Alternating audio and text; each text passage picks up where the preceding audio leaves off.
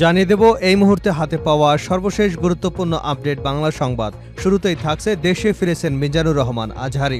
দেশে ফিরেছেন মালয়েশিয়ায় অবস্থানরত জনপ্রিয় ইসলামী বক্তা মাওলানা মিজানুর রহমান আজহারী। বুধবার নিজের ভেরিফাইড ফেসবুক পেজে তিনি নিজেই এ তথ্য নিশ্চিত করেছেন। সন্ধ্যা 6:30টার পর দেওয়া ওই পোস্টে আজহারী বলেন, আলহামদুলিল্লাহ, সালামতে প্রিয় মাতৃভূমিতে এসে পৌঁছলাম। পরম করুণাময় এই প্রত্যাবর্তনকে বরকতময় করুন, দোয়ার নিবেদন। এবারে জানাবো শনিবার রাজনৈতিক দলগুলোর সঙ্গে সংলাপে বসছেন সরকার।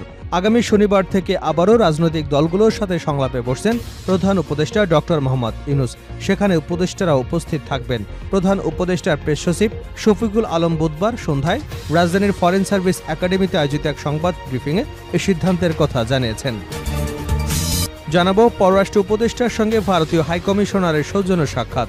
ভারতের হাইকমিশনার প্রবীণ ভার্মা আজ বুধবার বাংলাদেশের পররাষ্ট্র বিষয়ক উপদেষ্টা মোহাম্মদ তৌহিদ হোসেনের সঙ্গে সৌজন্য সাক্ষাৎ করেছেন। পররাষ্ট্র মন্ত্রণালয় এ তথ্য জানিয়েছে।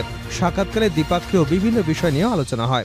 পাশাপাশি উভয় দেশের দ্বিপাক্ষীয় সম্পর্ক উন্নয়নের জন্য একসঙ্গে কাজ করবার প্রয়োজনীয়তার উপরও গুরুত্ব আরোপ করা হয়। এদিকে টিএসসিতে সংগৃহীত ৮ কোটি টাকা প্রধান উপদেষ্টা ত্রাণ তহবিলে।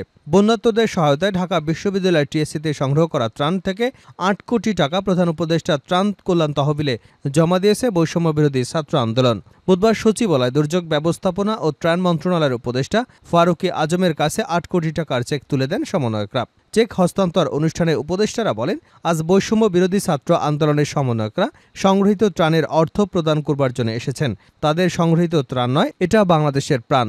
এখানে শিশু, কর্মজীবী মানুষ, গৃহবধূ, দেশের আপামর জনগণ তাদের সাধ্যমতো এ ত্রাণ তহবিলে সহায়তা করেছেন। তাদের সেই সংগৃহীত অর্থই আজ দিতে এসেছেন। জানিয়ে দিব, বাংলাদেশে জাহাজ এবং পাট শিল্পে বিনিয়োগ করতে চায় ইবিএফসিআই এর ব্যবসায়ী নেতৃবৃন্দ। নৌপরিবহন, বস্ত্র এবং পাট উপদেষ্টা ব্রিগেডিয়ার জেনারেল অবসরপ্রাপ্ত ডক্টর এম সাখাওয়াত হোসেন বলেছেন, ছাত্র জনতার বিপ্লবের মধ্য দিয়ে আমরা একটি নতুন বাংলাদেশ পেয়েছি, যে বাংলাদেশ স্বপ্ন এবং অপার সম্ভাবনার, যে বাংলাদেশ হবে দুর্নীতি এবং হয়রানি মুক্ত, যে বাংলাদেশ দেশি বিদেশি প্রতিটি বিনিয়োগী হবে নিরাপদ এবং ঝুঁকিমুক্ত। এবং সর্বশেষ জানাবো আন্তর্জাতিক সংবাদ। সীমান্তে ইসরায়েলি সেনাদের সঙ্গে সংঘর্ষ চলছে। সীমান্তে দখলদার ইসরায়েলি সেনাদের সঙ্গে সংঘর্ষ চলছে বলে জানিয়েছে লেবাননের সশস্ত্র গোষ্ঠী হিজবুল্লাহ। মারুন আল রাজ শহরের পূর্ব দিক থেকে ইসরায়েলি বাহিনী অনুপ্রবেশ করায় এই সংঘাত শুরু বলে গোষ্ঠীটি জানিয়েছে। হিজবুল্লাহ বলেছে, তাদের যোদ্ধারা ইতিমধ্যেই বেশ কয়েকজনকে হতাহত করেছে। খবর আল জাজিরার। হিজবুল্লাহর একটি আক্রমণে 4 জন ইসরায়েলি সৈন্য নিহত এবং আরও কয়েকজন আহত হয়েছে বলে জানা গেছে। এতক্ষণ শিরোনাম শুনছিলেন, এবার বিস্তারিত। প্রিয় দর্শক, আপনি যদি এই চ্যানেলে নতুন হয়ে থাকেন, ভিডিওটি দেখতে দেখতে চ্যানেলটি সাবস্ক্রাইব করে আমাদের সঙ্গে থাকুন। আর এই ভিডিও সম্পর্কে আপনি আপনার মূল্যবান মতামতটি কমেন্ট বক্সে জানিয়ে দিন। আর হ্যাঁ প্রিয় দর্শক, জানিয়ে দিন ভিডিওটি কোথা থেকে দেখছেন। দেশে ফিরেছেন মিজানুর রহমান আজহারী। দেশে ফিরেছেন মালয়েশিয়ায় অবস্থানরত জনপ্রিয় ইসলামী বক্তা মাওলানা মিজানুর রহমান আজহারী।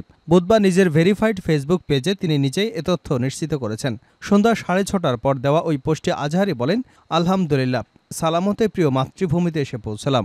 পরম করুণাময় এই প্রত্যাবর্তনকে বরকতময় করুন, দোয়ার নিবেদন। আলাদা পোস্টে মিজানুর রহমান আজহারীর মামা মোশাররফ হোসেন বিমানবন্দরে তাকে ফুল দিয়ে শুভেচ্ছার ছবি পোস্ট করেছেন। তিনি বলেন, আলহামদুলিল্লাহ, আমাদের প্রিয় রাহাবার এখন প্রিয় মাতৃভূমি বাংলাদেশে। এর আগে গত 6 আগস্ট শিগগিরই দেশে ফিরছেন বলে জানিয়েছিলেন মাওলানা মিজানুর রহমান আজহারী। নিজের ভেরিফাইড ফেসবুক পেজে ওই ভিডিও বার্তায় তিনি বলেন, অনেকে আমাকে মেসেজ করে এবং ব্যক্তিগতভাবে ফোন করে জানতে চেয়েছেন আমি কবে দেশে ফিরব। আমি তাদের বলতে চাই, আমি দ্রুতই দেশে ফিরব।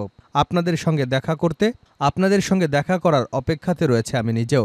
শিগগিরই সাম্য, মানবিকতার মুক্ত, স্বাধীন বাংলাদেশে আমি আপনাদের সঙ্গে সাক্ষাৎ করতে চাই। শনিবার রাজনৈতিক দলগুলোর সঙ্গে সংলাপে বসছে সরকার। আগামী শনিবার থেকে আবারও রাজনৈতিক দলগুলোর সাথে সংলাপে বসছেন প্রধান উপদেষ্টা ডক্টর মোহাম্মদ ইউনূস। সেখানে উপদেষ্টারাও উপস্থিত থাকবেন। প্রধান উপদেষ্টার প্রেস সচিব শফিকুল আলম বুধবার সন্ধ্যায় রাজধানীর ফরেন সার্ভিস একাডেমিতে আয়োজিত এক সংবাদ ব্রিফিংয়ে এই সিদ্ধান্ত নিয়েছেন। শফিকুল আলম বলেন, এ আলোচনার মুখ্য বিষয় হবে সংস্কার কমিশনগুলোর কাজের অগ্রগতি সম্পর্কে অবহিত করা। সেখানে দেশের আইনশৃঙ্খলা পরিস্থিতি নিয়েও আলোচনা হবে। পররাষ্ট্র উপদেষ্টার সঙ্গে ভারতীয় হাইকমিশনারের সৌজন্য সাক্ষাৎ। ভারতের হাইকমিশনার প্রবীণ ভর্মা আজ বুধবার বাংলাদেশের পররাষ্ট্র বিষয়ক উপদেষ্টা মোহাম্মদ তৌহিদ হোসেনের সঙ্গে সৌজন্য সাক্ষাৎ করেছেন। পররাষ্ট্র মন্ত্রণালয় এ তথ্য জানিয়েছে। সাক্ষাৎকালে দ্বিপাক্ষীয় বিভিন্ন বিষয় নিয়ে আলোচনা হয়। পাশাপাশি উভয় দেশের দ্বিপাক্ষীয় সম্পর্ক উন্নয়নের জন্য একসঙ্গে কাজ করবার প্রয়োজনীয়তার উপর গুরুত্ব আরোপ করা হয়। এছাড়াও নিউ ইয়র্কে জাতিসংঘের ৭৯তম সাধারণ পরিষদের ফাঁকে পররাষ্ট্র বিষয়ক উপদেষ্টা এবং ভারতের পররাষ্ট্রমন্ত্রী এস জয়শঙ্করের মধ্যে অনুষ্ঠিত বৈঠকের বিষয়ে উল্লেখ করে উভয় পক্ষই নিয়মিত দ্বিপাক্ষীয় আলোচনাকে সক্রিয় করবার গুরুত্বের উপর জোর দিয়েছেন। পররাষ্ট্র বিষয়ক উপদেষ্টা ও হাই কমিশনার বাণিজ্য প্রকল্প এবং জনগণের মধ্যে সংযোগ বৃদ্ধির ক্ষেত্রে সহযোগিতা নিয়ে আলোচনা করেন। একই সঙ্গে ভারতের হাই কমিশনারের মাধ্যমে নিয়মিত ভিসা প্রক্রিয়া পুনরায় শুরু করবার গুরুত্ব আলোচনায় উঠে আসে। টিএসসিতে সংগৃহীত ৮ কোটি টাকা প্রধান উপদেষ্টা ত্রাণ তহবিলে। বন্যাতুরদের সহায়তায় ঢাকা বিশ্ববিদ্যালয়ের টিএসসিতে সংগ্রহ করা ত্রাণ থেকে ৮ কোটি টাকা প্রধান উপদেষ্টা ত্রাণ ও কল্যাণ তহবিলে জমা দিয়েছে বৈষম্যবিরোধী ছাত্র আন্দোলন। বুধবার সচিবালয় দুর্যোগ ব্যবস্থাপনা ও ত্রাণ মন্ত্রণালয়ের উপদেষ্টা ফারুকী আজমের কাছে ৮ কোটি টাকার চেক তুলে দেন সমন্বয়করা। চেক হস্তান্তর অনুষ্ঠানে উপদেষ্টা বলেন, আজ বৈষম্য বিরোধী ছাত্র আন্দোলনের সমন্বয়করা সংগৃহীত ত্রাণের অর্থ প্রদান করবার জন্য এসেছেন। তাদের সংগৃহীত ত্রাণ নয়, এটা বাংলাদেশের ত্রাণ। এখানে শিশু, শ্রমজীবী মানুষ, গৃহবধূ, দেশের আপামর জনগণ তাদের সাধ্যমতো এ তহবিলে দান করেছেন। তাদের সেই সংগৃহীত অর্থ আজ দিতে এসেছেন। বৈষম্য বিরোধী ছাত্র আন্দোলনের সমন্বয়ক লুৎফর রহমান বলেন, টিএসসিতে যে ত্রাণ সংগ্রহ কার্যক্রম হয়েছে সেখানে আমি একজন প্রতিনিধি ছিলাম। আমার সঙ্গে আরও প্রতিনিধি রয়েছেন এখানে। টিএসসিতে আমাদের যে ত্রাণ কার্যক্রম রয়েছে, গতকাল সেটার পূর্ণাঙ্গ অডিট রিপোর্ট প্রকাশ করেছি। সব আয় ব্যয়ের পর বৈষম্য বিরোধী ছাত্র আন্দোলনের নামে দুটি ব্যাংক অ্যাকাউন্টে এখন ৯,৯১,৫১,২১৩ টাকা আছে। সেখান থেকে প্রধান উপদেষ্টা ত্রাণ তহবিলে ৮ কোটি টাকা আমরা উপদেষ্টা মহোদয়ের কাছে হস্তান্তর করব। কেন তারা এ টাকা দিচ্ছেন এ বিষয়ে সমন্বয়ক বলেন, ইতিমধ্যে ত্রাণ মন্ত্রণালয় থেকে একটি জাতীয় বন্যা পুনর্বাসন কমিটি করা হয়েছে। বন্যা কবলিত জেলাগুলোতে ছাত্র প্রতিনিধিদের নিয়ে একটি কমিটিও গঠন করা হয়েছে। সেখানে আমাদের প্রতিনিধিরা রয়েছেন।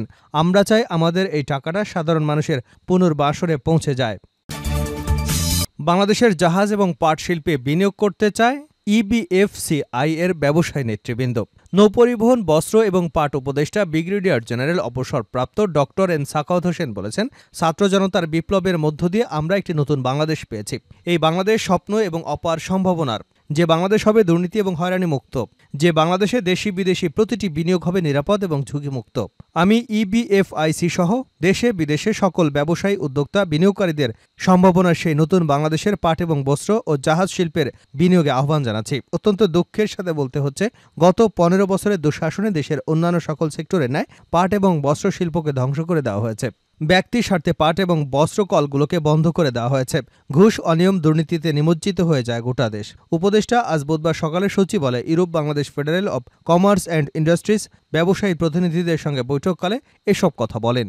ব্যবসায়ী প্রতিনিধি দল ছাত্র জনতার একটি সফল অভ্যুত্থানের মাধ্যমে গঠিত অন্তর্বর্তীকালীন সরকারকে স্বাগত জানিয়ে বলেন, বর্তমান সরকারের প্রধান উপদেষ্টা পদে যিনি আছেন তিনি শুধু একজন নোবেল লরিয়েটই নন, আন্তর্জাতিকভাবে গ্রহণযোগ্য একজন মহান ব্যক্তিত্ব। ডক্টর মোহাম্মদ ইউনূসের সফল নেতৃত্বে গঠিত সরকারের মাধ্যমে বাংলাদেশে এখন সুযোগ এবং সম্ভাবনার নতুন দ্বার উন্মোচিত হয়েছে। বাংলাদেশে বিনিয়োগ করবার এখনই উপযুক্ত সময়। শেষ করছে আন্তর্জাতিক সংবাদ দিয়ে। সীমান্তে ইসরায়েলি সেনাদের সঙ্গে সংঘর্ষ চলছে। সীমান্তে দখলদার ইসরায়েলি সেনাদের সঙ্গে সংঘর্ষ চলছে বলে জানিয়েছে লেবাননের সশস্ত্র গোষ্ঠী হিজবুল্লাহ। মারুন আল সার শহরের পূর্ব দিক থেকে ইসরায়েলি বাহিনী অনুপ্রবেশ করায় এই সংঘাত শুরু হয় বলে গোষ্ঠীটি জানিয়েছে। হিজবুল্লাহ বলছে, তাদের যোদ্ধারা ইতিমধ্যে বেশ কয়েকজনকে হতাহত করেছে। খবর আল জাজিরার। হিজবুল্লাহর একটি আক্রমণে ৪ জন ইসরায়েলি সৈন্য নিহত এবং আরও কয়েকজন আহত হয়েছে বলে জানা গেছে। ইসরায়েলি সংবাদ মাধ্যম জানিয়েছে, লেবাননের দক্ষিণ এবং অধিকৃত উত্তর ফিলিস্তিনের সীমান্ত অঞ্চলে ইসরায়েলি একটি সৈন্যদল হিজবুল্লাহর আক্রমণের শিকার হয়েছে। আরও জানিয়েছে, হামলায় বহু সংখ্যক ইসরায়েলি সৈন্য আহত হয়েছে এবং উদ্ধারকারী দল তাদেরকে 4টি হেলিকপ্টারের মাধ্যমে উদ্ধার করে হাসপাতালে নিয়ে গেছে। বুধবার লেবাননের যোদ্ধাদের সঙ্গে ইসরায়েলি সেনাদের একটি দ্বিতীয় সারির সংঘর্ষ বলে জানিয়েছে হিজবুল্লাহ। তাদের মতে, দুটি সংঘর্ষই ইসরায়েলি সেনাদের মধ্যে বেশ কয়েকজন নিহত এবং আহত হয়েছে। তবে ইসরায়েলি সামরিক বাহিনীর পক্ষ থেকে এ বিষয়ে এখনও কোনো মন্তব্য পাওয়া যায়নি।